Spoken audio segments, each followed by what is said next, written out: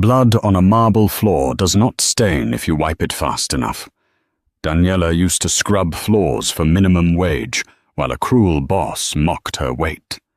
Tonight, she stands over that same boss, wearing a custom designer gown, while the most dangerous don in Chicago holds her hand. The storm battering the floor-to-ceiling windows of the Gold Coast penthouse did nothing to drown out the shrill, venomous voice of Celeste Stahl. Celeste was a woman built on sharp angles, starvation diets, and inherited wealth. She ran one of the most lucrative, high-end art auction houses in Chicago, a legitimate front that washed millions of dollars for the city's worst criminals. And tonight, the penthouse was prepped for the most dangerous of them all. Daniela Barbieri kept her head down, her hands raw from chemical cleaners as she scrubbed the grout near the grand fireplace. Her uniform, a drab grey dress, clung tightly to her plus-size frame, a fact Celeste never let her forget. Daniela was 24, carrying the soft, full curves of a woman who loved baking and hated skipping meals, but beneath her warm exterior was a mind sharper than broken glass. She had been 2 semesters away from an advanced degree in forensic accounting when her father passed away, leaving her buried in medical debt. Now, she was a maid. "Hurry up, you lumbering cow," Celeste snapped, adjusting the diamond tennis bracelet on her bony wrist. "Mr. Moretti will be here in 10 minutes, and if he sees you sweating on my imported rugs, I will take it out of your pathetic paycheck. Put the ledgers back in the safe once you finish dusting the mahogany desk, and try not to knock anything over with those hips." Daniela swallowed the sharp retort burning on her tongue. "Yes, Ms. Stahl." She pushed herself up from the floor, her knees aching. She walked over to the heavy oak desk where Celeste had carelessly left the private auction ledgers open. As Daniela reached for a dusting cloth, her eyes naturally gravitated toward the columns of numbers. She could not help it. Numbers spoke to her.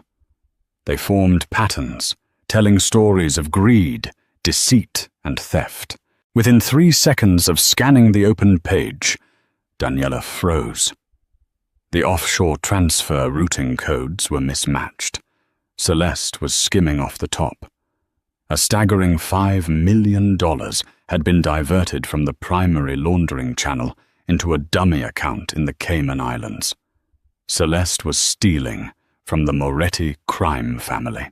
Before Daniela could process the sheer danger of this discovery, the heavy oak doors of the penthouse swung open. The air in the room dropped 10 degrees. Santo Moretti stepped inside. He was the don of the modernized Chicago outfit, a man whose name was whispered with equal parts reverence and terror across the eastern seaboard.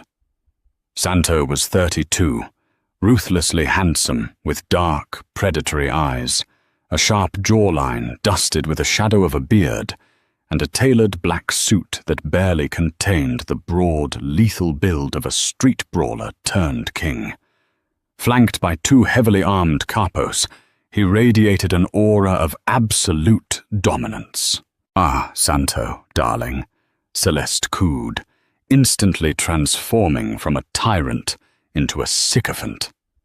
She glided across the room, offering him a crystal glass of bourbon. Santo ignored the glass. His dark eyes bypassed the glittering skyline, bypassed Celeste, and landed directly on Daniela, who was standing frozen near the desk. Daniela clutched the dusting cloth, her heart hammering against her ribs. She felt the heavy, suffocating weight of Santo's gaze.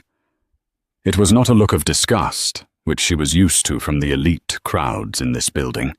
It was a look of intense, clinical calculation, mixed with a flash of something dark and primal.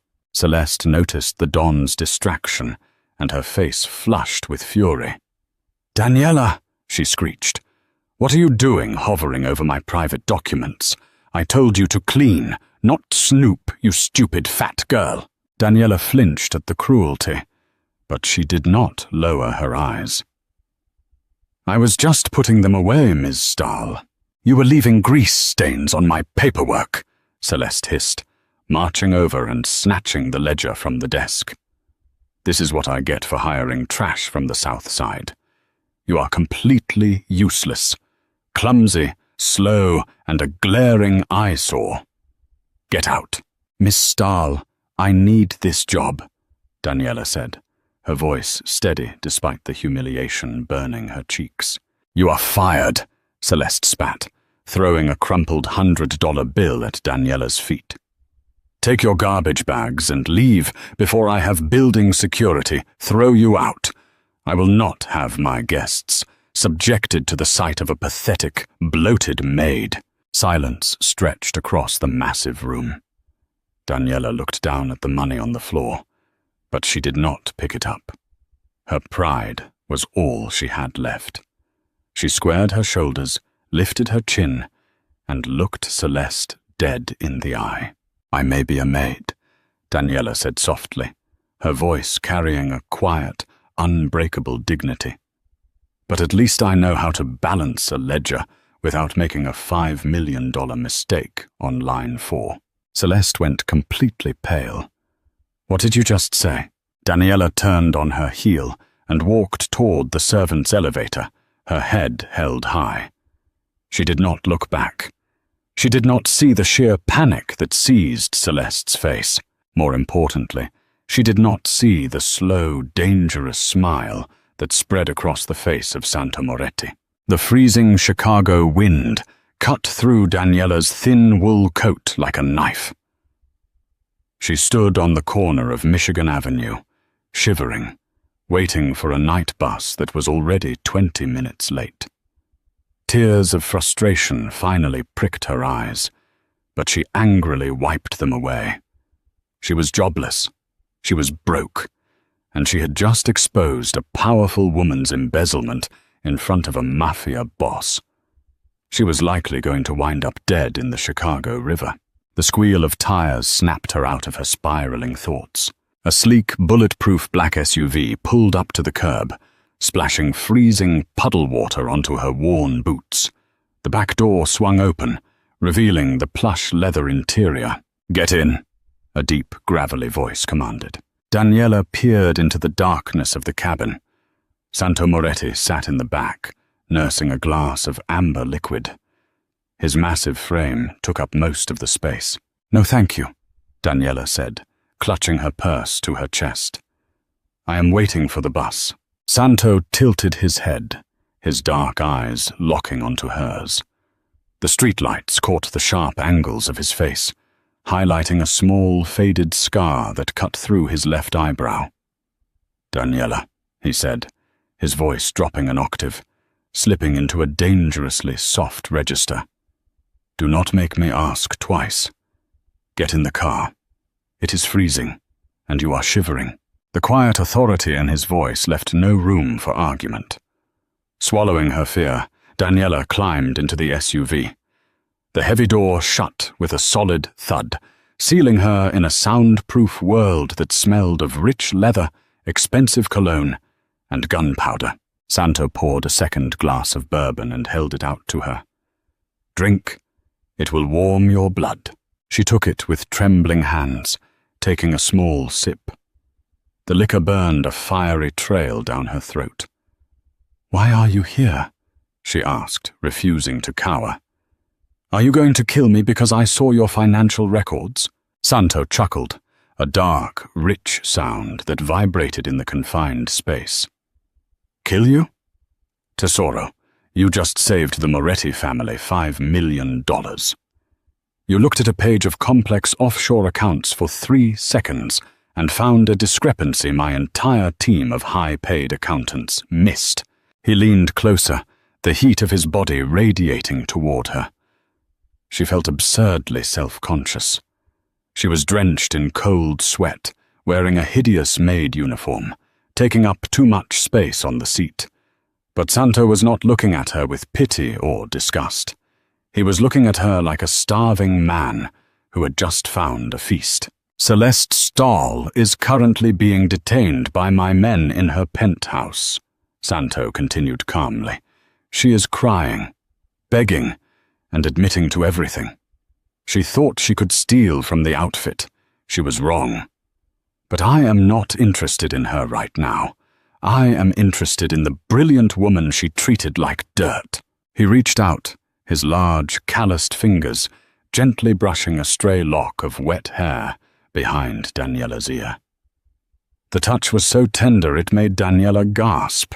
"You have a gift, Daniela," Santo said, his gaze dropping to her full lips before meeting her eyes again. "And I do not let gifts go to waste. You are done scrubbing floors.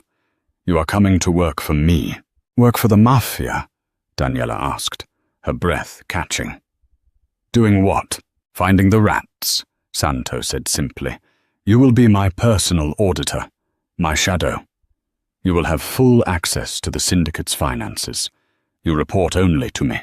The SUV glided through the iron gates of a sprawling, heavily guarded estate in Lake Forest. Daniela stared out the window at the towering stone mansion. It was a fortress. When the car parked, one of Santo's capos opened the door. Daniela stepped out, feeling utterly out of place. As she walked up the stone steps, a low-level guard stationed near the entrance gave her a slow, mocking once-over. "This the new cleaner, boss?" the guard sneered, looking at Daniela's curves with blatant disrespect. "Looks like she ate the last one." The air around them instantly froze. Daniela looked down, shame rushing back in a familiar wave, preparing to endure the mockery she had faced her whole life. But the mockery never came. Santo moved with terrifying speed. In a fraction of a second, he crossed the space, grabbed the guard by the throat, and slammed him against the stone pillar of the mansion. The sickening crack of the man's skull hitting the stone echoed in the quiet night. Santo did not pull a weapon. He did not need to. His bare hands were lethal enough. He squeezed the guard's throat, lifting the grown man inches off the ground. The guard clawed at Santo's iron grip, his face turning purple, his eyes bulging with terror. "Listen to me very carefully," Santo whispered, his voice a lethal hiss that carried across the courtyard. Every soldier in the vicinity froze, watching their Don dispense brutal discipline. "This woman is Daniela Barbieri. She is under my personal protection. You will speak to her with the same respect you show me. If I ever hear you or anyone else make a comment about her body, her clothes, or her presence, I will carve out your tongue and feed it to the dogs. Do you understand?" The guard choked out a pathetic, gargling sound of agreement. Santo dropped him in a heap on the pavement. "Clean yourself up." "You sicken me," Santo spat, straightening his suit jacket as if he had merely swatted a fly. He turned back to Daniela. The murderous rage in his eyes vanished the second he looked at her, replaced by a fierce, burning protectiveness that made Daniela's pulse race. He extended his hand to her. "Come inside, Daniela," Santo said softly. "You are home now." Daniela looked at his outstretched hand. She knew taking it meant stepping into a world of violence, crime, and unimaginable danger. But as she looked at Santo Moretti, the first man who had ever truly seen her, the first man to defend her honor without hesitation, she knew she could not walk away. She placed her hand in his. His fingers closed around hers, warm, possessive, and unyielding. As he led her through the massive oak doors of the syndicate's headquarters, Daniela realized her life as a discarded pawn was over. The Don had just crowned his new queen. 6 months had passed since the storming night Daniela Barbieri left a bucket of dirty water in a Gold Coast penthouse and stepped into the bloody, opulent world of the Chicago outfit. In that time, the landscape of the city's underworld had quietly but drastically shifted, And the epicenter of that earthquake was a 24-year-old woman who loved pastries, possessed a terrifyingly brilliant mind, and now commanded the absolute loyalty of the most dangerous men in the Midwest. Daniela sat behind a massive mahogany desk in her private office at the Lake Forest estate. She was no longer wearing drab, ill-fitting Maid uniforms. Santo had flown in a master tailor from Milan specifically for her. Today, she wore a deep emerald wrap dress made of heavy silk that perfectly hugged her full hips and soft stomach, draping elegantly over her curves. She looked like a Renaissance painting brought to life, a stark contrast to the hollowed-out, surgically altered socialites of Celeste Stahl's world. More importantly, she felt powerful. The capos and soldiers of the Moretti family no longer looked at her with skepticism or mockery. They called her Lament, the Mind. They had learned very quickly that crossing Daniela meant facing the unholy wrath of their Don, but they had also learned that her brain was their greatest asset. Within her first month, Daniela had restructured their entirely obsolete money laundering network, saving the syndicate millions and isolating vulnerabilities they did not even know existed. Right now, however, her eyes were locked on a glowing computer monitor, tracking a highly sophisticated web of shell companies. The heavy oak door to her office clicked open. Daniela did not need to look up to know who it was. Santo Moretti moved with the silent, predatory grace of a panther. He locked the door behind him and walked over to her desk, bringing with him the scent of expensive tobacco, gunpowder, and the crisp autumn air of Lake Michigan. "Working late again, Tesoro?" Santo asked, his deep voice wrapping around her like a heavy, warm blanket. He walked around the desk and placed a small white pastry box next to her keyboard. "I stopped by that bakery in Little Italy you like. The cannolis were fresh." Daniela finally looked up, a genuine smile breaking through her intense concentration. She reached for the box. "You are trying to bribe the auditor, Mr. Moretti. That is highly unethical." Santo leaned against the edge of her desk, his dark eyes sweeping over her with an intensity that still made her breath catch.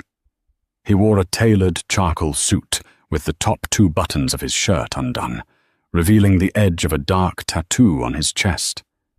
He reached out, his large, scarred hand gently tracing the curve of her jaw, his thumb brushing over her lower lip. "I would give you the entire city if you asked for it, Daniela," he said softly, all traces of the ruthless Mafia boss vanishing. "You look beautiful tonight. Emerald is your color." Daniela leaned into his touch, her insecurities feeling like a distant lifetime ago. When she first arrived, she had tried to hide her body, ashamed of the space she took up, haunted by the cruel words of people like Celeste. But Santo had systematically dismantled every single one of those fears. He worshipped her softness. He treated her body like a temple, making it violently clear that he found her curves infinitely more desirable than the sharp angles of the women from his past.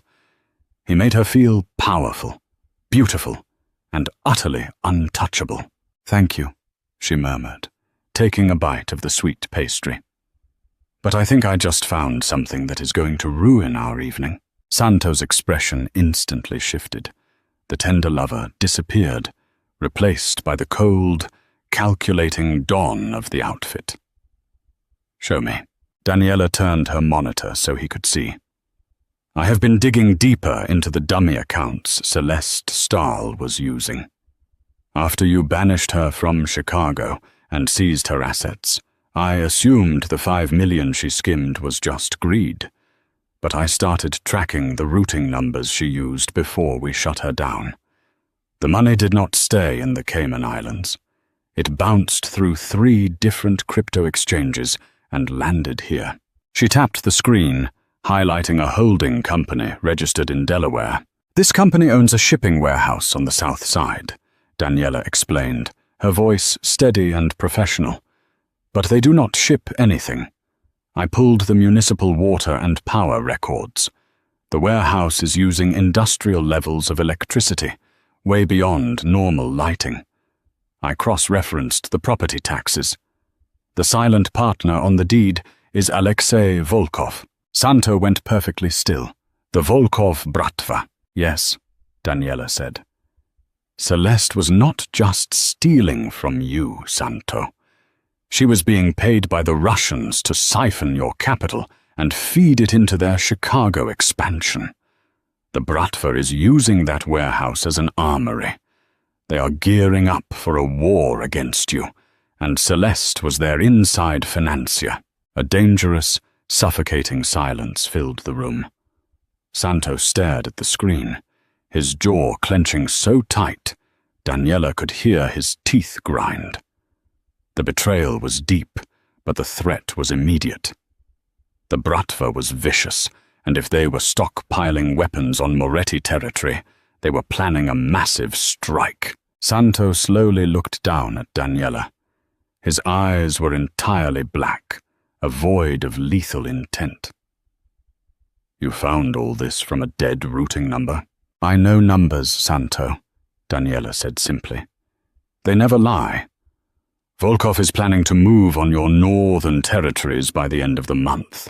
The financial projections show a massive cash influx to their lieutenants, scheduled for tomorrow night. They are going to buy off the local politicians and strike. Santo reached down and grabbed her shoulders, pulling her gently up from her chair until she was standing flush against his massive chest.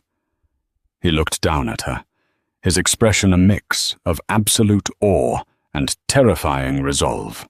You are a weapon, Daniela, he whispered, his lips brushing against her forehead. They called you a maid. They treated you like dirt. But you are the most dangerous person in this city. What are you going to do? She asked, looking up into his dark eyes. Santo pulled a sleek black phone from his pocket. I am going to remind the Russians why I own Chicago, and I am going to finish what I started with Celeste Stahl. But I need you to do exactly as I say. Tomorrow night, we meet Volkov. We, Daniela repeated, her heart skipping a beat. Yes, we, Santo said, his grip on her waist tightening possessively. You are not a shadow in the background anymore. You are my partner. You are my right hand. Where I go, you go. The private dining room at the back of the St. Clair Steakhouse on Rush Street was usually reserved for corrupt politicians and elite businessmen. Tonight, it was rented out for a parley of absolute carnage. The room was soundproof, lined with dark oak and heavy velvet drapes. Daniela sat to the immediate right of Santo at the long dining table. She wore a tailored black coat over her dress, looking calm and composed, though underneath the table her hands were trembling slightly. She had a sleek digital tablet resting on her lap. Across from them sat Alexei Volkov, a massive bearded man with prison tattoos crawling up his neck. Flanking him were 4 heavily armed Bratva soldiers. But it was the figure standing in the corner of the room that made Daniela's stomach turn. Celeste Stahl, the former auction house queen, looked nothing like the polished, cruel woman from the penthouse. Her designer clothes were rumpled, her face pale and drawn, trembling like a wet rat. The Bratva had clearly been keeping her as a prisoner since Santo had seized her assets. Santo Moretti sat completely relaxed, a glass of red wine loosely held in his hand. 4 of his deadliest capos stood behind him, their hands resting near their waistbands. You have crossed a line, Alexei, Santo said, his voice a low, echoing rumble in the quiet room. You set up armories in my city. You used this pathetic woman to steal from my table. Alexei Volkov laughed, a harsh, grating sound. It is just business, Santo. Your time is over. The outfit is getting soft. You bring a woman to a sit-down? The Russian sneered, his cold blue eyes locking onto Daniela. I heard rumors you kept the fat maid as a pet. Tell me, does she polish your shoes under the table? The insult hung in the air. 6 months ago, Daniela would have crumbled. She would have looked down, absorbed the humiliation, and wished the floor would swallow her whole. Instead, she calmly picked up her glass of water, took a sip, and looked Alexei dead in the eye. I do not polish shoes, Mr. Volkov, Daniela said, her voice ringing out clear and authoritative. I balance books, which is why I know that as of 3 minutes ago, the Volkov syndicate no longer has the funds to pay its soldiers. Alexei stopped laughing. He narrowed his eyes. What are you talking about, little girl? Daniela placed her tablet on the table and slid it across the polished wood toward him. While you were busy setting up an armory on the south side, you left your digital infrastructure completely exposed.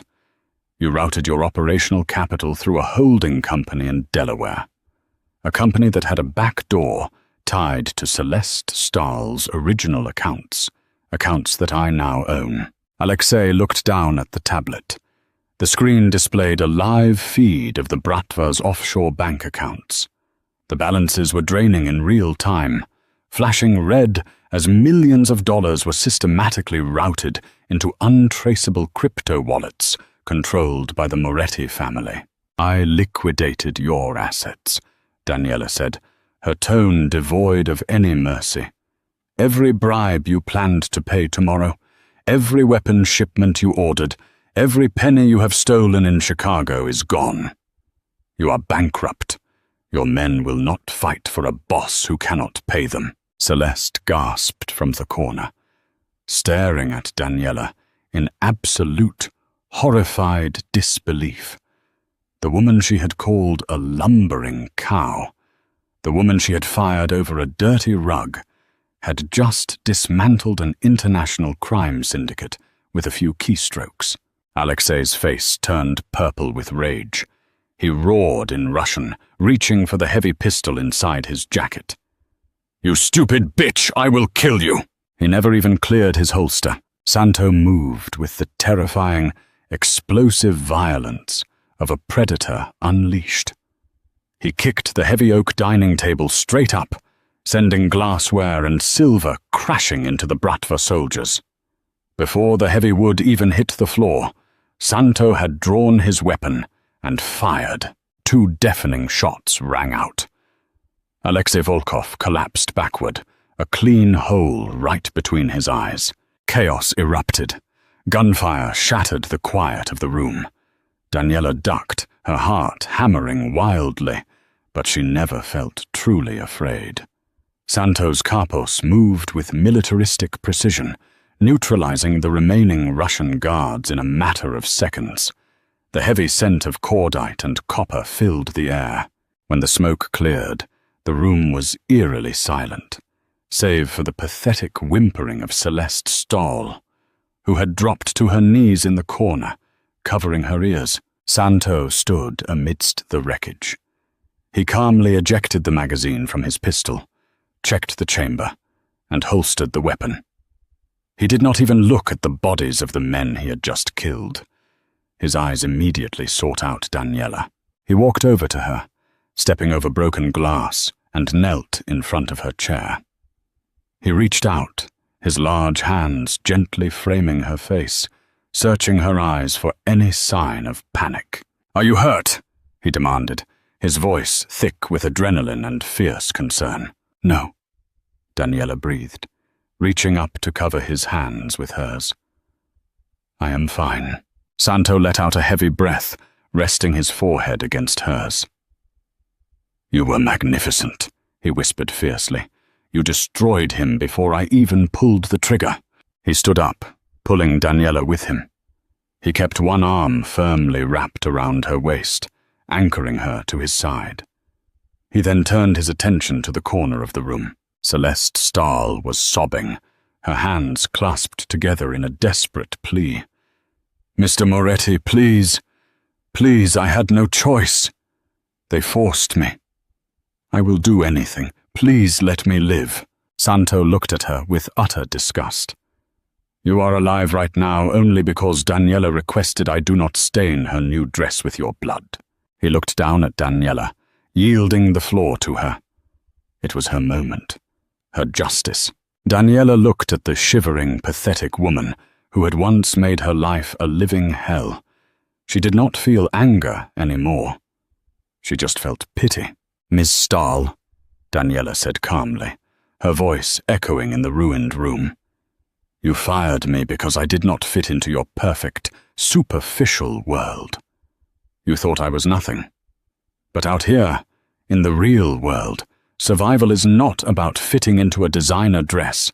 It is about intelligence, loyalty, and strength. You have none of those things.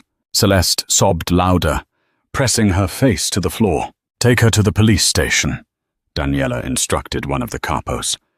Leave the evidence of her embezzlement and her ties to the Russian mob on the detective's desk.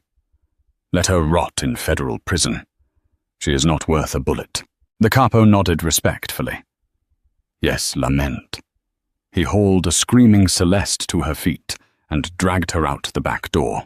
Santo looked at Daniela, his chest heaving lightly, a slow, immensely proud smile spreading across his handsome face. He pulled her flush against him, not caring about the blood or the chaos around them. He tilted her chin up, his dark eyes burning with raw, unfiltered devotion. You are a queen, Daniela, Santo murmured, his voice incredibly soft despite the violence around them. My queen. My right hand. He crashed his lips down onto hers. The kiss was bruising, possessive, and desperately passionate. It tasted of expensive wine and the promise of absolute power. Daniela kissed him back with equal fervor, her hands gripping the lapels of his suit, pulling him closer. She was no longer the discarded pawn. She was the one moving the pieces on the board. And beside the most dangerous don in Chicago, Daniela Barbieri had finally found exactly where she belonged. Did you love this gritty mafia romance where the underestimated, brilliant, curvy girl becomes the ultimate underworld queen? If Daniela and Santo's intense, high-stakes journey kept you on the edge of your seat, smash that like button. We want to hear your thoughts on Daniela's epic revenge, so drop a comment below. Do not forget to share this story with your fellow dark romance fans and subscribe